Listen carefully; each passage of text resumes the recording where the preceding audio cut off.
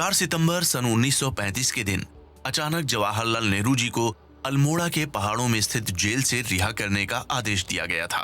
वहीं जवाहरलाल नेहरू को अचानक से इसलिए रिहा करने का फैसला किया गया था क्योंकि उनकी पत्नी कमला नेहरू की तबीयत कुछ ज्यादा ही खराब हो गई थी। कमला नेहरू उस समय जर्मनी के एक अस्पताल में अपना इलाज करवा रही थीं। तब नेहरू जी आनन फानन में ट्रेन और हवाई जहाज के जरिए जर्मनी में अपनी पत्नी कमला नेहरू के पास जा पहुंचे।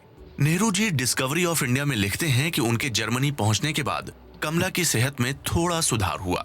इसके साथ ही डॉक्टरों ने भी नेहरू जी को ये भरोसा दिलाया कि वाकई कमला की सेहत में सुधार हो रहा है। जर्मनी में अपनी पत्नी के पास पहुंचने के बाद नेहरू जी कहते हैं कि जब वो वहां पहुंचे तो उनकी पत्नी के चेहरे पर एक बहादुरी भरी मुस्कान थी। हालांकि वो बेहद कमजोर हो चुकी थीं और नेहरू जी कभी कभी उनके पास बैठकर उन्हें किताब पढ़कर भी सुनाया करते थे। नेहरू जी के यूरोप में आने की खबर सुनकर इंग्लैंड के कई दोस्त उन्हें लंदन आने का न्योता भेज रहे थे। अपनी पत्नी की हालत में सुधार होते हुए देखकर नेहरू जी ने कुछ दिनों के लिए इंग्लैंड जाने का फैसला किया। कुछ दिनों के बाद नेहरू जी इंग्लैंड से वापस आ गए।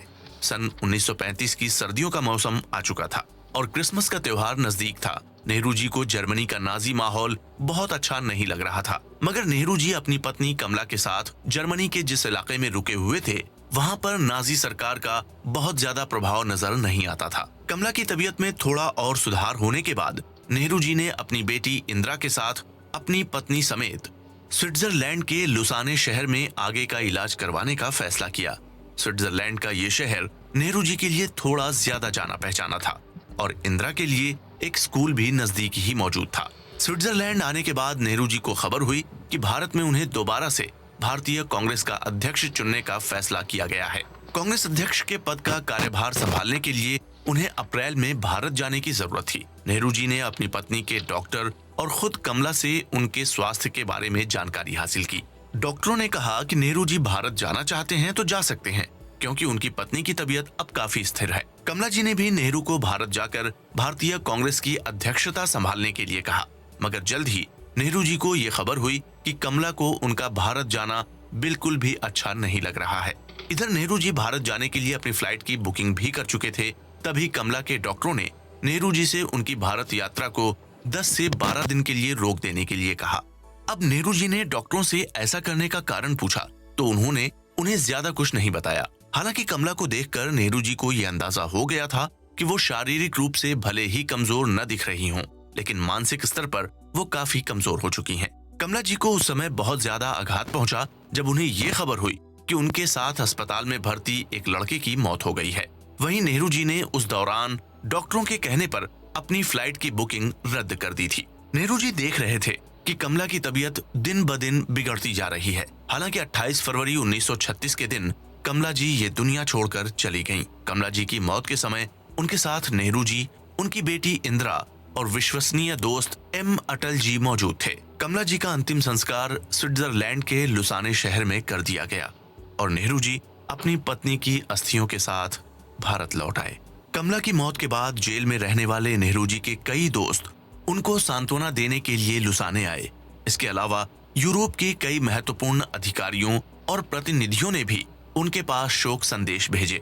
ऐसा ही एक शोक संदेश इटली के फासिस्ट राष्ट्रपति बेनिटो मुसोलिनी की ओर से भी आया। बेनिटो मुसोलिनी ने पहले भी जवाहरलाल नेहरू से मिलने की इच्छा जाहिर की थी, मगर नेहरू जी का इरादा मुसोलिनी से मिलने का बिल्कुल भी नहीं था। दरअसल नेहरू जी मुसोलिनी के फासिस्ट प्रोपेगेंडा से अच्छी तरह परिचित थे और उन्हें ये बिल्कुल भी पसंद नहीं था। मगर अपनी भारत यात्रा के लिए नेहरू जी को इटली की राजधानी रोम से होकर गुजरना था और इसलिए वो मुसोलिनी को नाराज भी नहीं करना चाहते थे।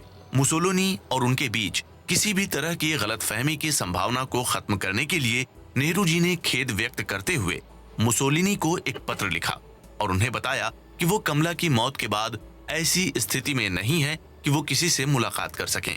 ये पत्र लिखने के बाद नेहरू जी ने भारत लौटने की अपनी यात्रा शुरू कर दी, लेकिन जैसे ही नेहरू जी अपने कमरे में पहुंचे उनके पास मुसोलिनी ने अपने एक अधिकारी को भेजा और शाम 6 बजे नेहरू जी के साथ एक बैठक का कार्यक्रम बना दिया।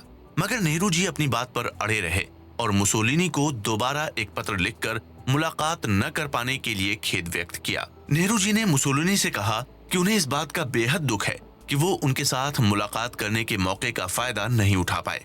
इसके बाद नेहरू जी काहिरा, बगदाद होते हुए कराची के जरिए वापस इलाहाबाद पहुंचे और कमला की अस्थियों को गंगा में विसर्जित कर दिया। Nehru ji discovery of India में लिखते हैं कि अपनी जिंदगी के इन्हीं सालों के दौरान वो लगातार हिंदुस्तान को समझने की और इसके बारे में ज्यादा से ज्यादा जानने की कोशिश कर रहे थे। वहीं नेहरू जी ने भारत को कैसे समझा और इस बारे में उन्होंने अपने विचार कैसे बनाए, ये जानने के लिए आइए चलते हैं अगले एपिसोड की ओर।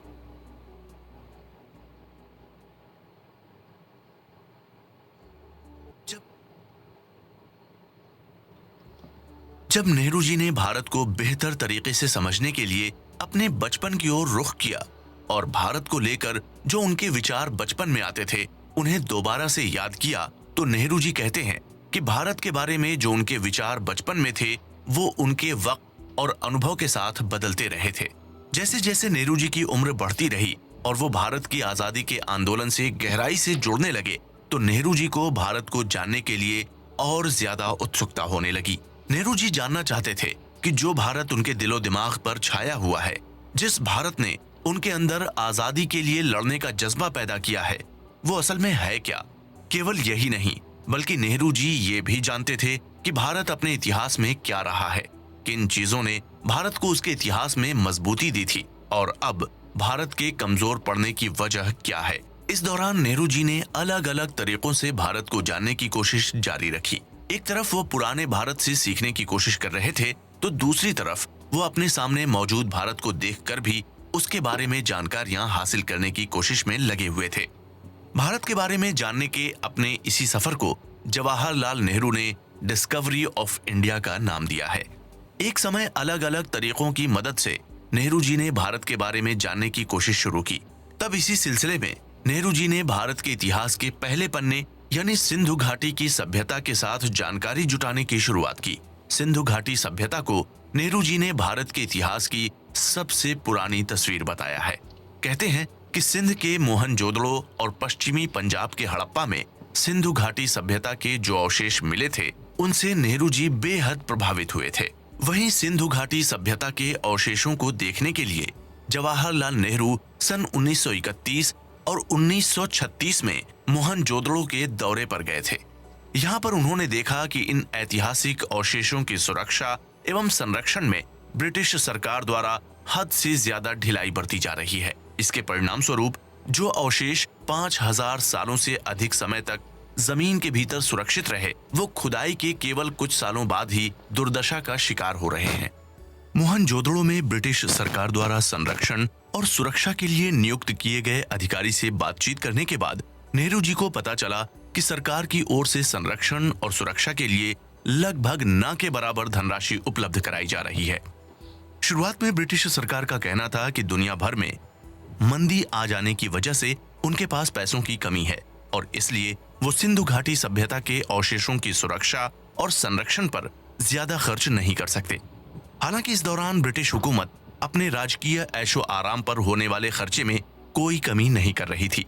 इसके बाद जब द्वितीय विश्व युद्ध शुरू हुआ तो सिंधु घाटी सभ्यता के अवशेषों का संरक्षण पूरे तरीके से रोक दिया गया। सिंधु घाटी सभ्यता के अवशेषों की छानबीन के बाद एक हैरानी वाली बात पता चली कि ये प्राचीन सभ्यता काफी हद तक धर्मनिरपेक्ष स्वभाव की थी। यानी कि सिंधु घाटी सभ्यता में धर्म की मौजूदगी जरूर थी, मगर धर्म सर्वाधिक महत्वपूर्ण विषय नहीं था। खुदाई के दौरान ऐसे कई सारे सबूत मिले हैं जिनसे ये साबित होता है कि सिंधु घाटी सभ्यता के लोग सुमेरियन सभ्यता के लोगों के साथ संपर्क में थे। यहाँ तक कि सुमेरियन सभ्यता के व्यापारिक शहर में सिंधु घाटी सभ्यता के व्यापारियों की कॉलोनी मौजूद होने के भी सबूत मिले हैं।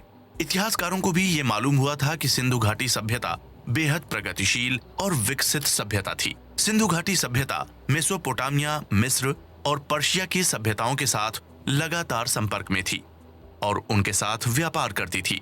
वहीं कई मामलों में वो उनसे बेहतर भी थी। जहां सिंधु घाटी सभ्यता एक शहरी सभ्यता थी और यहाँ पर व्यापारी वर्ग के लोगों के पास बड़ी संख्या में धन दौलत मौजूद थी।